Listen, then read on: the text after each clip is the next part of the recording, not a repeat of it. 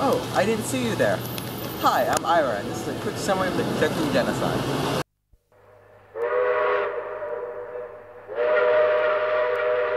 About the Chechen Genocide, not the new 1999 one, which was bad idea number 2, but the old 1944 Soviet Genocide. Basically, in 1944, Joseph Stalin got tired of dealing with the Chechens. They had been resisting his rule, as the Soviets and the Chechens did not share a lot in common. For example, the Chechens were Muslim, and the Soviets were an atheist state with the express goal of wiping out religion. So, Stalin ordered that they be deported to the Asian steppe, which is the area around Kazakhstan. Now, this is a Stalinistic deportation, and for those of you who don't know how bad Stalin was, this man lost only to Genghis Khan in the International Murder Olympics. He's directly credited with killing 20 million of his own citizens.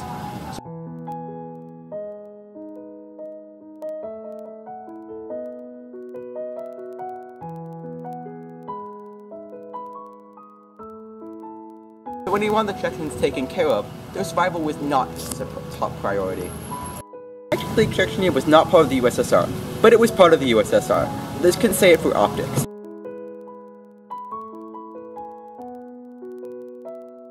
This meant that when World War II and Hitler rolled around, some 40,000 Chechen men served the Soviet army.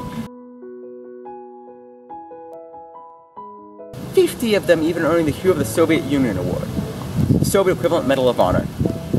This is a higher percentage of heroes of the Soviet Union to population served from literally any group in the Soviet Union, anytime, ever.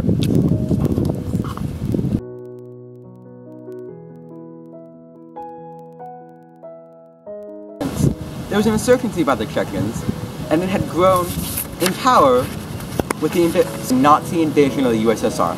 The Soviet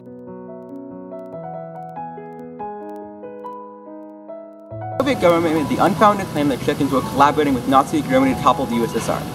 This is the single worst thing a Soviet could do. The Soviet hated the Nazis as far as anyone could hate anything. Rumors said that Chechen people were showing the Germans pathways through the mountains into Russia.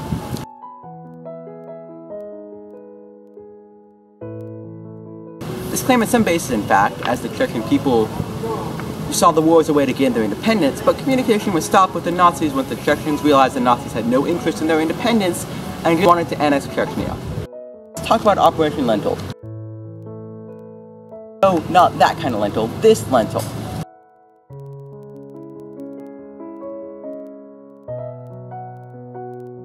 Soviets deployed the NKVD, the Soviet Division for Genocides, Mass Killings, and other forms of ethnic cleansing in Chechnya ahead of time. So on February 23rd, 1944, everyone in Chechnya was ordered to their party headquarters. They were told they would be celebrating Red Army Day. But when they arrived, they were loaded into American Studebaker trucks and train cars.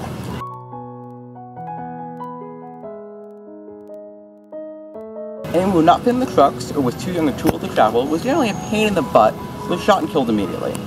Several remote mountain villages were wiped out because they would be hard to truck all of those people down the mountain onto the train. Then they went on a magical voyage of fun across the Soviet Union. Barely any food, no warm clothes, and no medical attention. When they arrived at their destination, the Eurasian steppe, they were given all the hospitality of an ethnic minority in the Soviet Union. That is to say, nothing. National authorities didn't care if they lived or died, and local administration didn't have the resources or will to help out.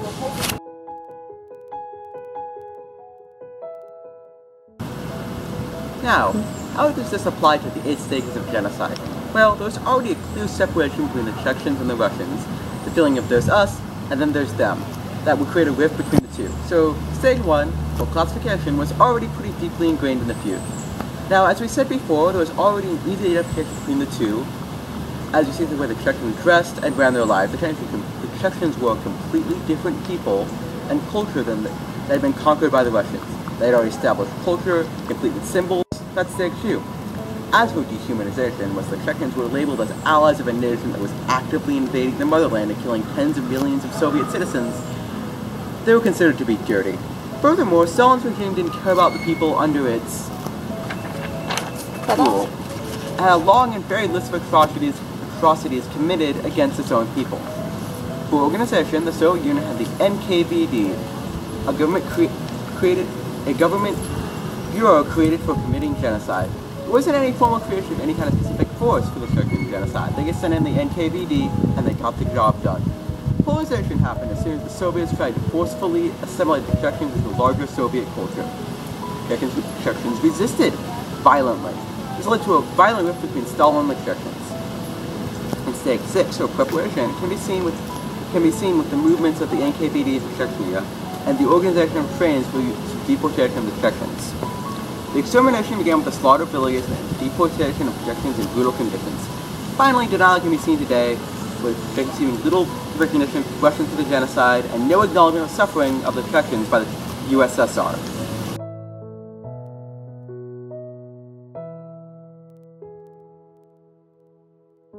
Could the Chechen genocide have been stopped? I would argue yes, it could have. When?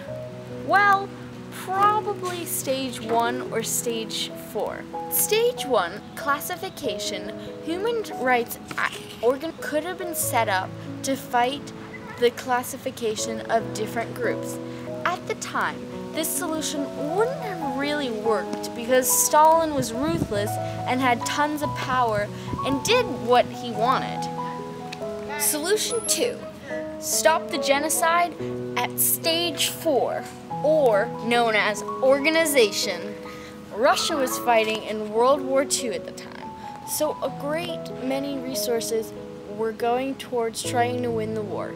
Stalin could have decided that it took too much energy to actually follow through with the plan, and that coal, trucks, and fuel could be used to support the troops instead. However, Stalin wanted to take the Chechens out in one blow and didn't really care much about the Russian troops.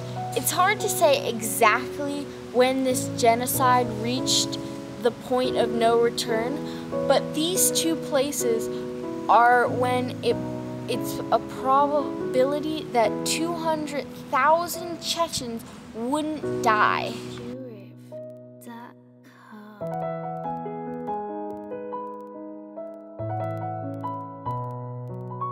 Chechens were Muslim and very religious, and the women all wore religious clothing. When they were deported, the women were forced to remove their religious clothing or be shot. Fun fact, the Chechens also had a very strong taboo against women using the bathroom in front of men, so many died because they refused to use the bathroom in their co-ed cars and just died of constipation. Fun fact, when the Chechens were finally allowed to return to their homes in 1949, they found that many of them had been occupied by other peoples who had been forced to move into the area.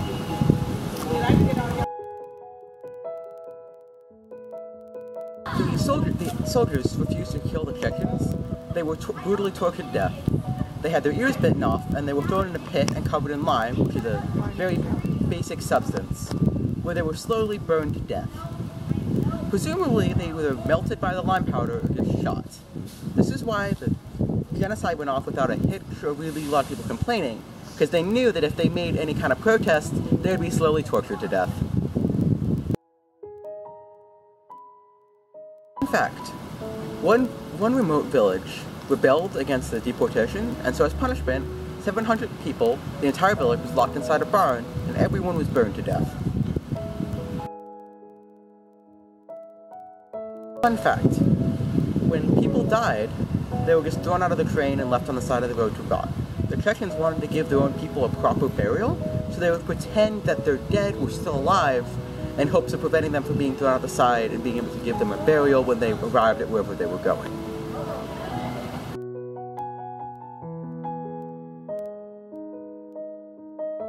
Fun fact, we've now ruined lentils for every single one of you. You're welcome. With us, we learned all about the Chechen genocide. We learned that Chechens revolted, were accused of helping the Nazis, and Stalin gave the orders for them to be deported to trains. We also learned that many Chechens died due to Soviet cruelty and the harsh conditions they were placed in. If you want to know more about the genocide, you can visit